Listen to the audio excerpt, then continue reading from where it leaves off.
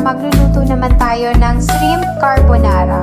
Napakadali lang nitong gawin. Tunaw lang tayo dito ng unsalted butter, tapos igisa natin ang bawang at sibuyas. Igisa natin hanggang mag-aromatic ito at ilagay na natin itong ating shrimp. Merong nabibili sa supermarket na sauce para sa carbonara. Mas maganda ito kasi nandyan na yung milk at cream niya. Syempre, mas gusto ko mas creamy pa siya, kaya nilagyan ko ito ng cooking cream at 1 cup na fresh milk. You can use all-purpose cream or evaporated milk. Pagkakulo nito, lalagyan natin ito ng cheese. Ang nilagay ko dito, mozzarella, cheddar cheese, at parmesan cheese. Tapos nilagay ko na rin itong ating mushroom. Lutuin lang natin ito hanggang sa kumulo. Dapat ang apoy nakalagay sa low medium heat para hindi masunog ito. Lagyan ng pampalasa, asin at paminta. Tikman nyo na lang ang asin. Kung kulang pa ay dagdagan nyo na lang. Depende na lang sa panlasa nyo. Pagkatapos kumulo niyan, lalagay na natin itong ating nilutong spaghetti noodles. Haluhaluin lang natin yan at pagkatapos ay luto na ito. O diba, ganyan lang kadali gumawa ng carbonara mga ma'am. Lagyan natin ito ng dried parsley